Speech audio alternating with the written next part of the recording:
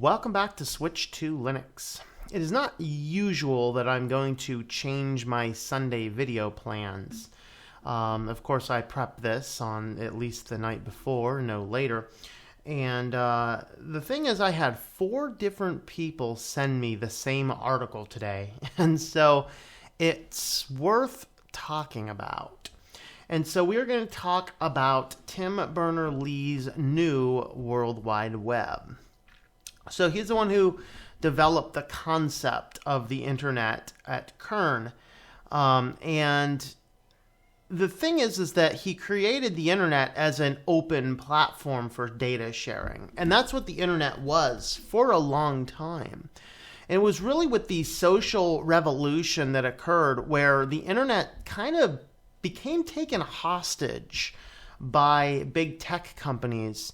And really, he talks in the article that was sent to me, which is broken as an exclusive article with Fast Company. And I've never heard of this publication or not. But anyway, this article just came out. And 4 people, like I said, have sent this to me. And it basically talks about how he wants to restructure the internet into a decentralized platform. Because really, and he uses the phrase in here, the intent is world domination. This isn't talking about his intent is world domination, but the people who are currently controlling the data on the internet. And those are your big tech companies, Facebook, Google, Microsoft, Amazon, maybe to a lesser degree, Apple.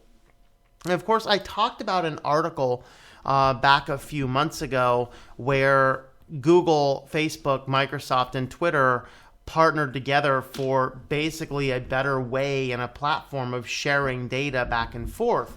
And it is my intention, or my contention, I should say, that in this country, we need really good laws to control all this data that is scooped up and collected by the internet, because most people just don't realize what is out there. If you don't know what session replay is, if you don't know what cryptocurrency miners are, if you don't know that Google's latest version of Chrome will sign you automatically in and store more data than they were able to in the past, then you don't really understand a lot of what the web is. The problem is that even us who understand this and who take active roles to protect our data still don't have any. For example, there are over 1,000 data analytics firms in this country that have shared and traded our data. Our information, our data is just perpetually traded, harvested, grabbed, collected, and sent all over the place. And it's all shared. And there's a very small handful of people who actually give you the ability to actually opt out and remove all of that type of data from their databases. But then all that's going to happen is on the next sharing back and forth of data, they're just going to go ahead and just recollect all that data again. And so Tim Berners-Lee comes out, and apparently he has been working on this company for the last 9 months called Inrupt. And the Inrupt company, what he's trying to do is take this plan where we grab all of our data, and rather than all of this information and data being collected and stored by the company's databases, it is instead controlled on a modular type platform that you in theory have more control of. And this data is decentralized. Now, what exactly that is meaning, and they talk in their corporate documents about such things like, it could be at your home, it could be, on a company server, on a private website, all sorts of things. That's not particularly clear to me, all of that. But this is the company, and effectively what they're doing is producing these data collection things called pods. And you can create one of these pods, and what they are going to enable you to do is put in all of the information that you want available out there, and then grant on a site per site, application per application basis where that data is being shared. That's their ultimate goal, to decentralize the web. Basically, what these guys are trying to do is upset the current model, whereas Facebook and Google and Amazon and Microsoft are collecting and hoarding data on all of their users, whether you actually use them or not. They're collecting and hoarding all of this data. And as they are collecting and hoarding all of this data, in some cases, they freely share it. In some cases, they don't share the data itself, but they share access to the platforms. For example, Facebook doesn't just hand your data over to other people, but they develop platforms that for a fee, companies can utilize algorithms and information in that data. That's how the ad systems work. It's not that they're taking the data and handing it to the advertiser. It's that they're allowing the advertiser for a fee to utilize that data in order to target marketing. And that's really the power of this data, is the ability to target marketing. This is why Google and why Amazon and why Facebook and why Microsoft are trying to collect all of the data. Basically, the more information they have about you, the better they can predict your behavior, or in the scarier end, maybe they can direct your data. And that's exactly what this was about with the Google Selfish Ledger. And I've talked about this several times. It's worth bearing again. I think everybody needs to download a copy of this video and watch it every couple months until it makes sense to you, so you understand what Google is doing. What is the ultimate goal? It starts with just you telling it what to do, and then it starts by writing itself, and then eventually it gets to the point where it directs you in the direction it wants you to move. And that's creepy, and it sounds like it's from a science fiction film, but that is exactly what they're doing. And it's not just Google. It's Microsoft, it's Amazon, it's Facebook. These are what they're trying to do, what they're trying to move toward. So the Inrupt company is trying to take that data away from the hands of these people and putting it instead in your control. It is an ambitious goal. And the problem is, it means that people are going to have to abandon the Google, abandon the Microsoft, abandon the Facebook, abandon the Amazon platforms in order to use these Inrupt-based technologies based on this new part called Solid. So it is a good plan. But what does it mean for now? Well, what it means for now is you need to come in with Inrupt and create another profile and start adding more data. And I went in and just created one of these just to see what it is. And basically, it's just like any other line account. You go in there, you create it, you upload the data you want, you don't upload the data that you don't want, and then you allow or deny access to certain types of applications. And then the end goal is that applications will be built on top of Inrupt, and as this occurs, then you can grant access to the information. Now, the downside that I see to something like this is, a guy like me and any smart business person, we don't want to leave options on the table. So I have the option, for example, if you want to buy my books, I have the option to buy them on Amazon, because that's the number one place people go to buy books. But if you only buy things in stores, you can go to Barnes & Noble. They don't generally stock my books, but you can go to any Barnes & Noble and you can order my books, pay cash right there in the store. That is an option that you have. And I do that by having two separate places I'm putting information. Well, what's going to happen is web apps will develop the same thing. They can pull in data from Inrupt, or they can pull in data from Facebook/Google, because as long as they get the data. And then who's to say they can't make a copy of the data for their own use anyway? And so this is an ambitious goal, but all this entire article, all this is a press release with a clickbaity headline to it, say, hey, we have a new company that we're creating. Now, I like their model better than the Facebook, the Microsoft, the Amazon, the Google model, because you have, in theory, more control over your data. The problem is now you have to convince everybody to do away with those big four giants and create this modular system and then actually use it. And that is the part where we cross the line into this. So I'm kind of jumping ahead of myself. I actually developed a checklist of things to chat about.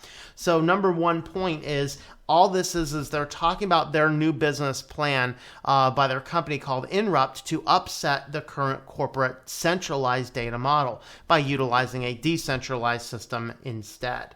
And for that is a good thing. I'm not saying this is crap. What I'm saying is I'm trying to educate you and think, is this good? Is this needed? Or is this part of another problem? Is this just kicking a can down the road? That's kind of the part. So its system is decentralized in theory, and I haven't researched all of the how's that is all working. But the important part and the thing I like about this approach, should this all of a sudden the entire internet as we know collapses and we have to rebuild, and we rebuild this model, I would like it. I would favor this over the current system because it's modular. I can look at this and go, okay, well, I don't want Facebook to access this, or this, but this, and this is okay. And so basically you produce a modular type system that you have a lot more control of. Think of, instead of having a separate user account on every single website that you have. For example, if you're watching this on YouTube, you most likely have a Google account of some form or another. You can go into the branding on your account and you can change your user handle. You can upload an image. You can put in some websites and things like that. What this would do is simplify the process by having one platform and then you just share that information out. It's actually nice because if you only need to update your things one time instead of, a time for every site, which is a good thing. So I think that this is a neat model. It's very good, especially since we have individual particular control, each application combined with each piece of data. So you might allow Twitter to have access to your contact list, but Facebook would not. That type of approach. It's not just all on or all off. And then you can actually take this approach and toggle them should you want to. If you look at this and go, I just don't really want Facebook to have access to this. And again, I'm not saying this interacts with Facebook. I'm just utilizing terms that you would currently understand it. Basically what they're doing is they're saying, well, I want to disallow this. Well, once you've already allowed something to Facebook once, that data is on their servers. There's no withdrawing it. What their goal is to have the ability to toggle it off, so you basically are withdrawing permission. That's ultimately what their goal is. What they're trying to do is have that modular control. But again, what prevents them from, once you have grant access to it, what prevents them from scraping the data? Because that's the thing. I mean, I just got a hold of MailChimp about yet another company harvesting my email off of somewhere and adding it to a list, which is a complete violation of MailChimp's top policy, and I send them an email. I don't bother hitting the unsubscribe. I don't mark it as spam. I forward the message directly to the abuse team at these companies and say, these guys are violating your terms, close their account now. And that's what I asked them to do, and I don't know if they're going to do that or not, but that means a whole lot more. And once a company has access to see that type of data, who's to say they're not going to scrape it? Do we really believe these companies are going to grab the information and just keep it for themselves separately? I mean, that's probably wishful thinking in some respect. So in reality, what we have this is just a press release for a new company that is not a lot different between the current model of sharing data, whether it these big tech giants who are sharing this data, or whether it be these analytics firms that collect and harvest every bit of data that we can and then trade it all amongst themselves to the point where it'd be like playing whack-a-mole. You stop one of them, but you don't stop the other 999 that still have access to your data. And you can't possibly do that. That's why what we need is government regulation. And I'm not a huge fan and proponent of government regulation, but I'm not a pure libertarian either, because I think that some things should actually be illegal because they're bad for society. And the reality is we need some regulation regarding data. I think we should have a explicit written opt-in consent for any company collecting any data, and any company owning any data, and it should be a federal, prosecutable, jailable offense for the head of any company having unauthorized data. That is the only way we're going to get it to stop. So this is a plan. This is a press release for a new company. It's not a lot more sinister than that, as far as I can tell. Now, has anybody identified what I consider the two key problems to this principle? One of them I've already alluded to. The other, maybe I did allude to both of these. Are you ready for this? Number one, it still assumes that all of us are just going to put all of our information out on the internet.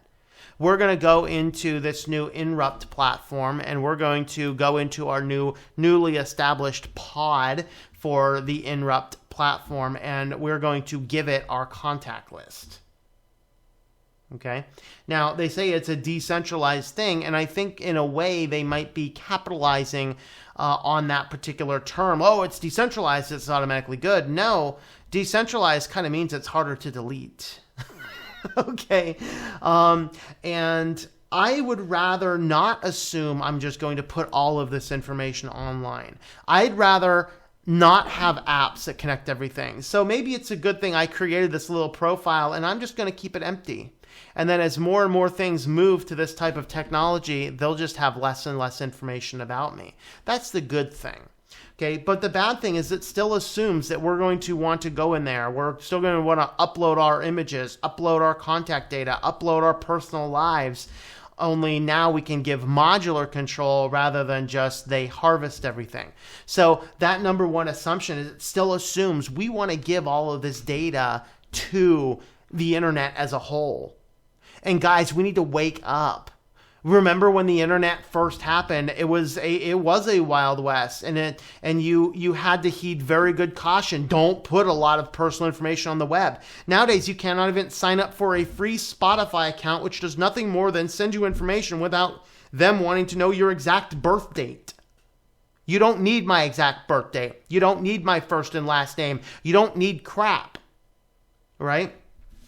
We have gotten, and these companies, though, have shifted us so much in the direction that says it's just assumed you have to give all your information. And it kind of started with the banks, because I understand why a bank would need your real information.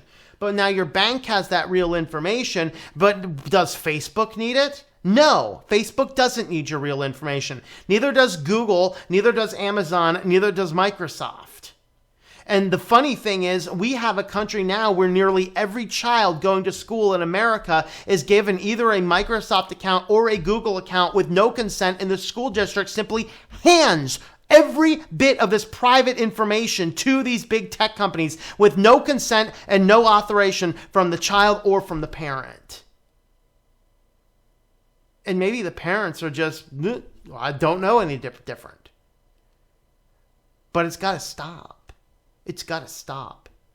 We have to stop assuming every bit of our data has to be on the internet in some modular place that we feel as though we have control or not. Because if it's out there, we don't have control over it. You think you have control over it, but you don't have control over it.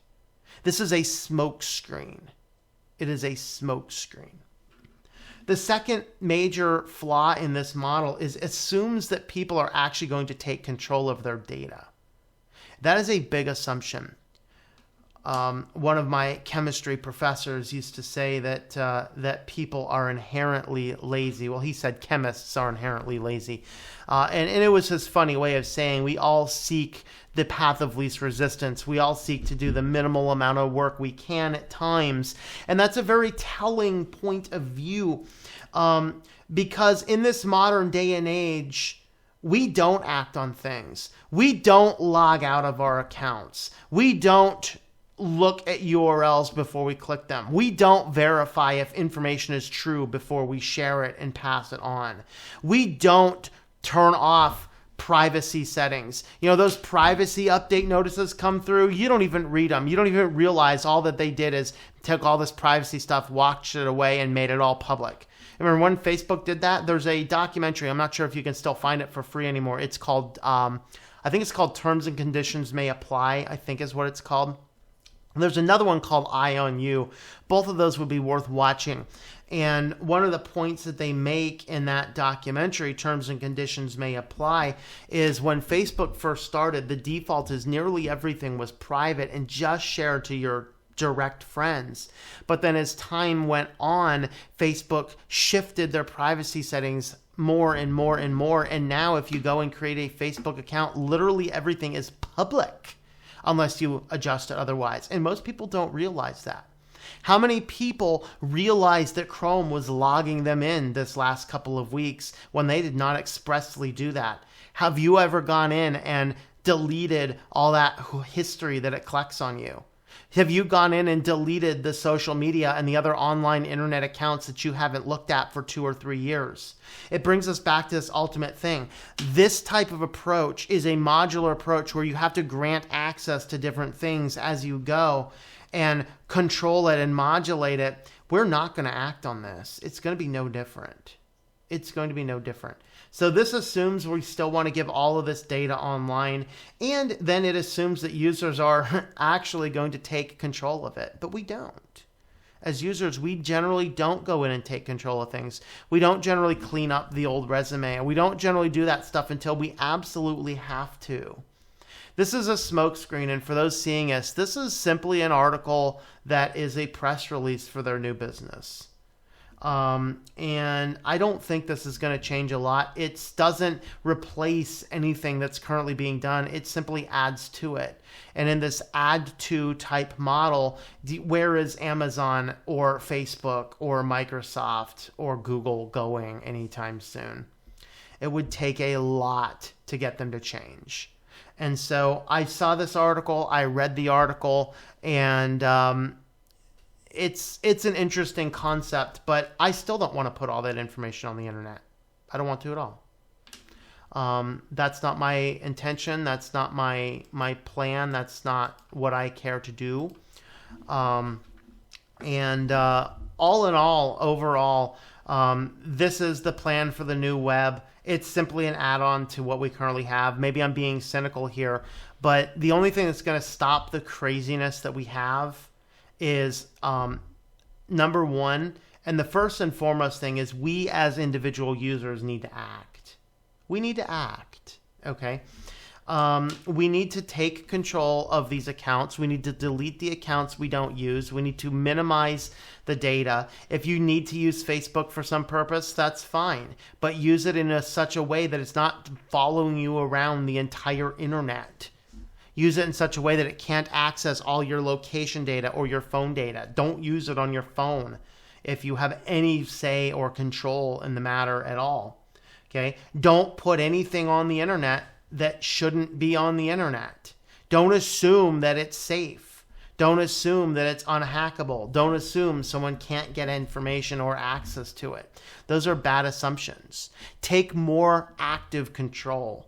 Active control. And the next thing is we simply need laws changed in this country so that the companies know they can't just steal all of our data, have it, and use it all as their very own. We need ways, not the pseudo ways that we have to pseudo control the data. No, we need to make it a explicit, specific, exclusive, opt-in approach, period. Anything more than that, and the companies are still in control. Now, of course, we live in a corporatocracy, so that's not likely to happen. But those are the things. Take active steps yourself to protect yourself and your family. That's what we need to do. Don't rely on Tim Berners-Lee to come up with a new way to do the World Wide Web. He's not going to erase all the work with all these types of things. All this is, it's an upset company. It's called an upset in the business world. What they're trying to do is they're trying to challenge the status quo. This is the same thing still people are asking me about the Brave browser. The Brave browser is not a privacy-centric browser. It is a browser that is determined. It is an ad upset model. They're trying to upset the current ad marketing.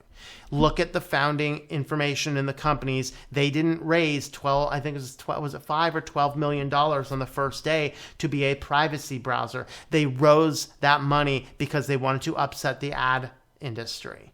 It's called an upset. And that's what this article was. It's an upset. It's trying to challenge the status quo. The status quo is not working. The status quo does need to be changed. I'm not saying this is completely wrong. I'm just saying it's not going to help. All it does in the short term is creates yet another account that we have to keep an eye on. Down the road, it could have some potentials, but it still has the false assumptions that I had talked about herein. So those are my thoughts. What are your thoughts? Let us know in the comments down below. You can help support this channel by checking me out over on Patreon, patreon.com/TomM. That is TOMM. I do have a merchandise shop at shop.switchedtolinux.com. This is getting this is serviced through Spreadshirt. So that's just through Spreadshirt. And then check me out on the support page, switchedtolinux.com/support. for all of the other means to help support. So thanks for coming along on this video, and I hope that you enjoy switching to Linux.